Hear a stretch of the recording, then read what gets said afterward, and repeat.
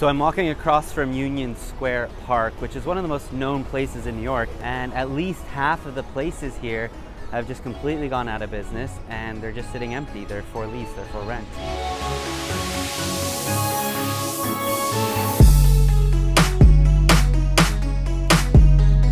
Welcome to the new New York, where even economists are literally predicting that the future of New York is younger, poorer, and more diverse. New York Sports Club and CVS completely gone, and this entire block is just empty now. And this is in the middle of Manhattan. When the pandemic started, hundreds of thousands of families moved out of New York City. They went to the suburbs or to new states like Florida, Texas, and California. Before the pandemic, more than 60 million tourists came to this place every single year. That's more than 1 million a week. But things have been hit hard though. Hundreds of hotels have closed. More than 900,000 people in New York City lost their job because of the pandemic. Along with those massive changes, you see a lot less people and a lot more outdoor dining, which we had never really seen before. And that's not all. Starbucks has now created a lot of mobile order stations, so you don't even have to go inside. You can just get your Starbucks from the window. And I had never seen that before. This is Midtown, New York, and I remember I used to walk around here a couple years ago and you would see thousands and thousands and thousands of people. I mean, there are tens of thousands of offices here. Each of these skyscrapers goes 50 to 60 floors, and for the past year and a half, they've mostly been empty.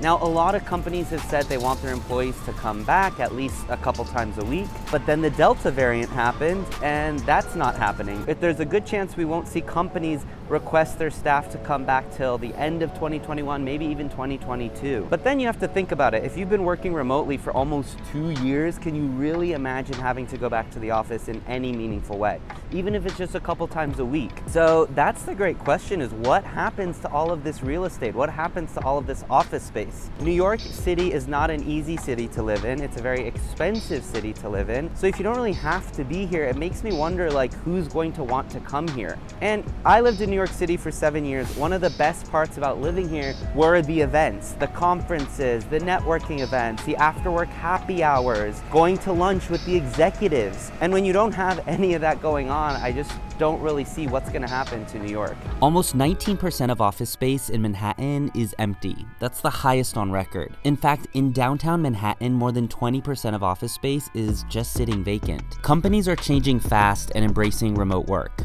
And things could go from bad to worse, as a third of all leases at big Manhattan buildings are going to expire over the next 3 years. While companies have made it clear they don't need as much office space as before. And in residential real estate, New York has fallen at one point by 14% in the price of rent. Pretty much everyone agrees that New York has changed forever. Some say that it's lost its lust, but others say maybe this is a good thing. More affordable housing, less traffic, and less cars parked all over the streets. What's up, guys? Thanks for watching this video. I'm really curious to hear your thoughts, so let me know in the comments, what do you think is the future of New York? What's it gonna look like?